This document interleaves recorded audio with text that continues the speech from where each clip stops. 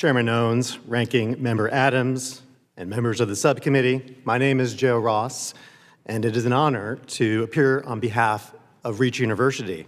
I come before you today, the son of a postal service custodian disabled in an accident. My mother passed when I was 4, and when I was adopted, a judge told me that I would have a new last name. And I must have thought, you can do that? What else about the hand you're dealt can you just change? Well, I went on to college, the Navy, and now I have the privilege of serving as the inaugural president of Reach University.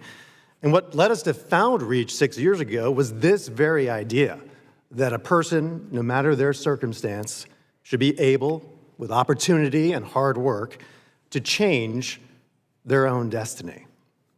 My message today is that higher education should and can change itself, reinvent itself, by embracing the workplace as a learning place, just like apprenticeship.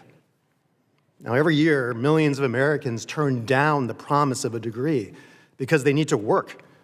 Many go to work in the very same schools and hospitals where employers can't fill the higher-paying roles that require post-secondary credentials.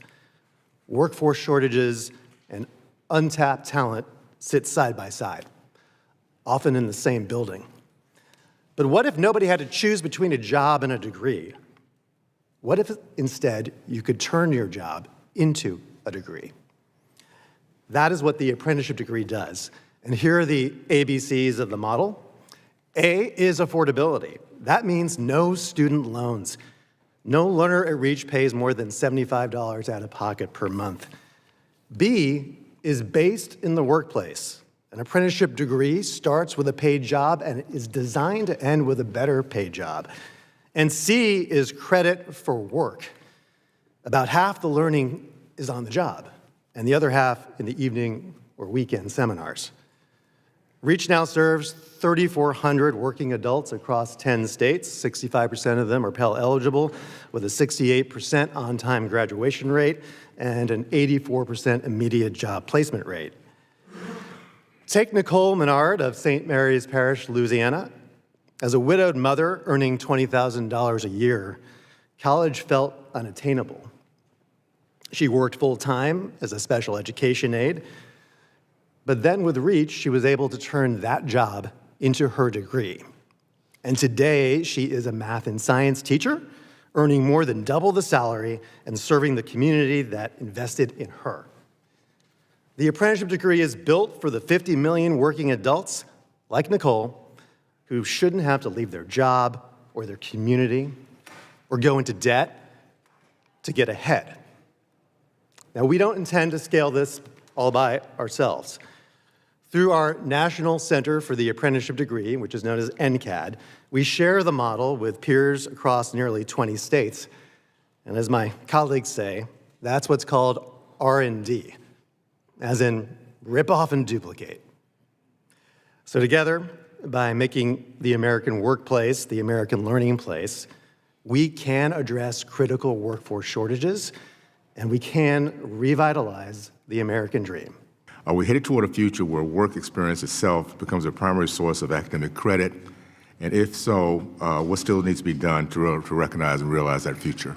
What's going to make it more of a reality? I think that as we see new models emerge, we're going to need to see the accreditors embrace alternative ways of obtaining true academic credit that still keeps higher education higher, but is relevant to near-term job skills, as well as long-term human flourishing.